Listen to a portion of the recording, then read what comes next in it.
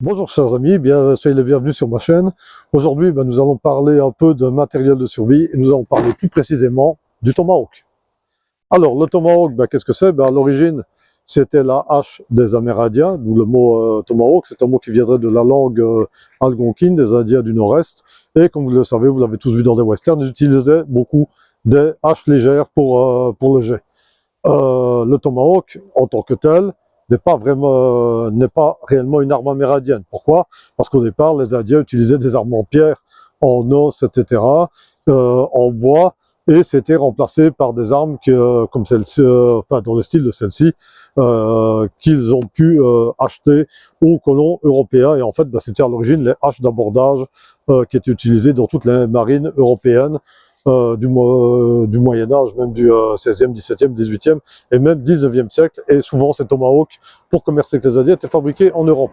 Ça, pour un aspect un peu plus historique. Et de toute façon, les haches, en tant que descendants des Germains, c'est quand même un outil traditionnel, mais nous parlerons probablement dans une autre vidéo de notre racine et de notre identité germanique et de notre lien à l'âge. Mais enfin, tout simplement, je vais vous parler de ce tomahawk-ci. Ce tomahawk-ci, c'est un cadeau que ma femme m'a offert parce que, bon, vous avez peut-être déjà vu sur d'autres de mes vidéos que j'ai également des machettes, etc. Mais le problème, c'est que pour aller dans les bois, évidemment, une machette, c'est quand même difficilement transportable. Ça fait bizarre de se balader avec une machette sur soi.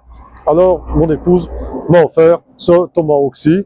Et évidemment, qu'elle a trouvé, je ne vais pas faire de publicité ici, sur un site de vente en ligne, bon marché, etc. Je ne vais pas dire le nom.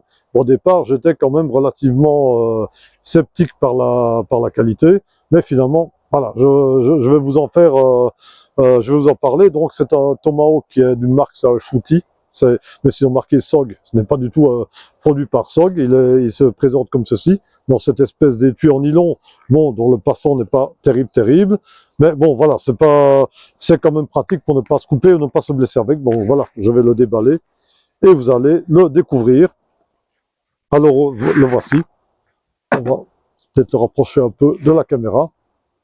Bon, voilà, vous avez ici le Tomahawk Shooty.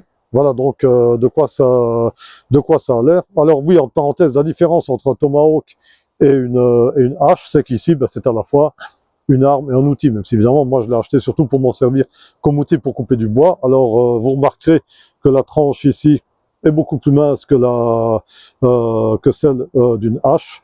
En fait, il ne pèse que 600 grammes, donc c'est quelque chose qui est vraiment très mobile, très facile à utiliser. Évidemment, comme hache de camping, c'est quand même hautement pratique puisque ça permet d'être transporté avec un moindre poids dans le sac à dos.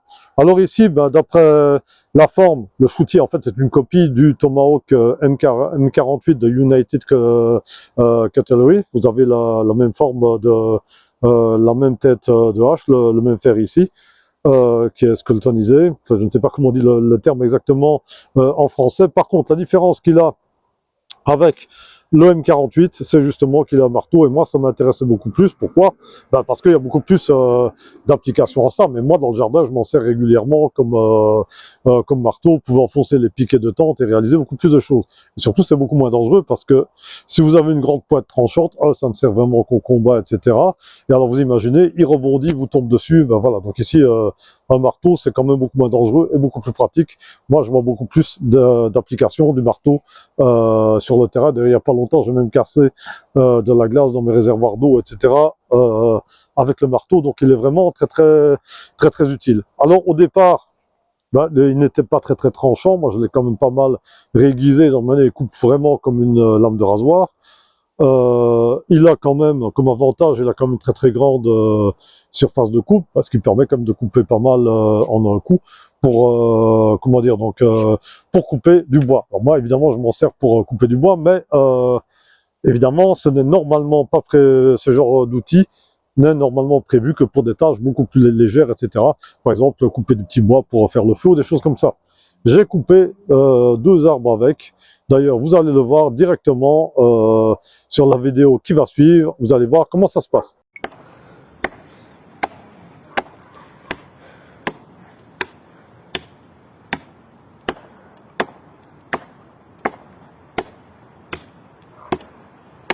T'as des bonnes photos? Je suis en train de filmer. Ouais. Comme ça, on a tout en détail. Ouais, tu vas pas beaucoup d'espace pour rien, tu sais, prends juste des photos. Ok. Alors, donc, ce tomahawk shooty, ben, comme vous voyez, il m'a permis quand même de couper des arbres. Il y a l'autre que je vais mettre justement comme photo sur la galerie de vidéos. Donc, vous verrez l'autre arbre que j'ai coupé. Je n'ai pas de vidéo pour lui. Ben, il s'en est très bien sorti de la tâche, même si c'est pas vraiment prévu pour ça. Alors, la lame était quand même dans un assez mauvais état après avoir frappé comme ça. Parce que dites-vous bien que ce type de hache-là, ben, qui ne pèse que quelques grammes, ben, il faut taper. Évidemment, au départ, il était tranchant comme une lame de rasoir. À la fin, il était complètement émoussé. Pourquoi est-ce que la lame s'émousse aussi facilement? Ben, parce que c'est aussi, même si je ne suis pas très doué pour le faire, c'est aussi destiné comme étant une arme de jet. Il y a beaucoup de gens qui s'amusent à jeter des tomahawks ou des haches. Ça les détend. C'est devenu vraiment très populaire avec la mode des Vikings également. Donc, il vaut mieux avoir une lame en acier qui est moins dure. Pourquoi? Ben, pour éviter qu'elle se casse justement en rentrant en contact avec le bois. Mais alors, qu'est-ce que j'ai fait? Ben, je l'ai réaiguisé, etc. Il est parfait. Donc, évidemment, il n'est pas prévu pour couper des arbres, mais il est quand même assez costaud pour le faire. Alors, franchement, pour le prix qui nous a coûté, même pas une trentaine d'euros et les services qui rend, parce que moi, ça fait plus de 3 ans que je l'ai, que je m'en sers quand même pas mal dans le jardin, ben, franchement, c'est quand même un bon investissement. En plus qu'il est léger, transportable, je peux le mettre dans mon sac à dos, etc. Vous voyez, il n'est pas très grand. Et donc, voilà, donc je peux l'emporter avec moi pour faire du camping ou pour faire des bivouacs. Donc, c'est quelque chose que, c'est un outil que je recommanderais, quoi, quand même. Donc voilà, je ne sais pas, donc si vous avez aimé cette vidéo, ben, mettez un j'aime et à la limite, vous pouvez me faire vos commentaires. Et si vous voulez plus de vidéos de matériel de survie, allez-y, mettez-le en commentaire et ce sera un plaisir qu'on le fasse. Mais évidemment, ici, c'est un petit impondérable. C'est ce qui se passe quand on habite à côté de l'aéroport de Vierzey. On a des avions qui passent. Donc voilà, donc on va, maintenant qu'on s'entend mieux, voilà, donc je peux à tous vous dire au revoir et vous souhaiter à tous une très très bonne soirée.